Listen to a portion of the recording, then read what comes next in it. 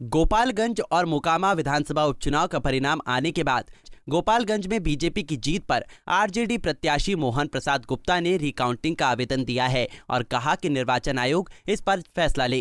हुआ उसके बाद सब क्या कहेंगे। कितने मतों से? 1800 के आसपास रिकाउंटिंग के आवेदन पे रिकाउंटिंग दिए थे। मैंने कहा कि इसको चुनाव आयोग भेजा जाए और वहाँ से जो भी आदेश आता है उसको माना जाए, तो यहाँ से ही कैंसिल कर दिया गया। रिकाउंटिंग करने का कारण क्या था, क्या लग रहा है? वीवीपैट जो था वो वीवीपैट का जैसे वीवीपैट होना चाहिए जहाँ बैठे हुए हैं गिनने वाले लोग, जहाँ लिखने वाले लोग हैं, और वहाँ नहीं करके वीवीपैट को रखा गया था एकदम साइड में जहाँ से दिख नहीं रहा था। तो दिख नहीं रहा था और लिखने वाले ने क्या लिखा इसी पर मैंने ऑब्जेक्शन किया था। आपको क्या लग रहा है कि मशीन में गड़बड़ी की गई है? नहीं, मशीन में गड़बड़ी नहीं है, मशीन में गड़बड़ी नहीं बोलेंगे, लेकिन गिनती में जोड़ने में वहाँ काउंटिंग करने में हमको लग रहा है। अच्छा, आपको लग रहा है? वीवीपैट को जो वीवीपैट कहने का मतलब वीवीपैट को जहाँ रखा गया था उसको साइड में रखना चाहिए था, जहाँ से लोग आराम से देख सकें। क्या करेंगे? गोपालगंज की जनता ने इतना प्यार हाँ, बहुत आशीर्वाद दिया है। नेक टू नेक फाइट है और हम पर काफ़ी आरोप लगे।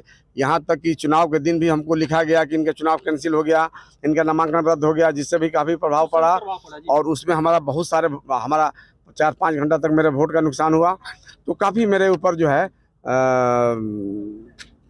प्रेशर बनाया गया, दबाव बनाया गया, तरह तरह के आरोप लगाए गए, तरह तरह के हमारे खिलाफ साजिश किया गया। तो उसके बावजूद भी जनता हमको इतना आशीर्वाद और मत दी है, हम शुक्रिया अदा करते हैं। इसका मतलब भाजपा ओबीसी मोर्चा के राष्ट्रीय महामंत्री और बिहार भाजपा प्रवक्ता डॉक्टर निखिल आनंद का बयान सामने आया है। उन्होंने आरजेडी पर हमला बोलते हुए कहा कि आरजेडी परिवार के गृह क्षेत्र गोपालगंज में भाजपा जीती और मोकामा में भाजपा ने भविष्य की जीत की नींव रखी। राष्ट्रीय जनता दल को तारापुर और कुशवेश्वर स्थान जरूर याद आ गया होगा। राष्ट्रीय जनता दल को कुशेश्वर स्थान और तारापुर याद आ गया होगा। लालू प्रसाद यादव जी ने भी प्रचार किया था हेलीकॉप्टर से और चुनाव हारे थे। गोपालगंज में लालू प्रसाद यादव जी के गृह क्षेत्र में, आदरणीय राबड़ी देवी जी के गृह क्षेत्र में, तेजस्वी यादव और तेज प्रताप यादव के गृह क्षेत्र में भारतीय जनता पार्टी ने गोपालगंज की सीट जीती है। महागठबंधन पूरी एकजुटता के साथ चुनाव लड़ रही थी। वैश्य उम्मीदवार उन्होंने दिया था नया खेल उलटफेर करने के लिए, लेकिन तमाम जुगत भिड़ाकर भी राष्ट्रीय जनता दल हार गई है। मोकामा में हम पिछले 2 दशकों से चुनाव नहीं लड़े थे और कभी लालू प्रसाद यादव जी पुट्टुस यादव को न्याय दिलाने की बात करते थे। क्या राष्ट्रीय जनता दल मोकामा में पुट्टुस यादव को न्याय दिला रही है? ये बात आने वाले समय में भी सवाल होगा आम जनता के बीच।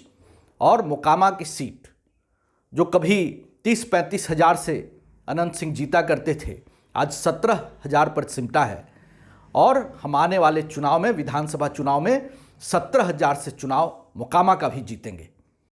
वहीं मोकामा चुनाव परिणाम पर हम प्रवक्ता डॉक्टर दानिश रिजवान का बयान सामने आया। दानिश रिजवान ने बीजेपी पर हमला बोलते हुए कहा कि मोकामा में भाजपा को हैसियत पता लगी। भाजपा को जो वोट मिला वो भी चिराग पासवान के बदौलत है।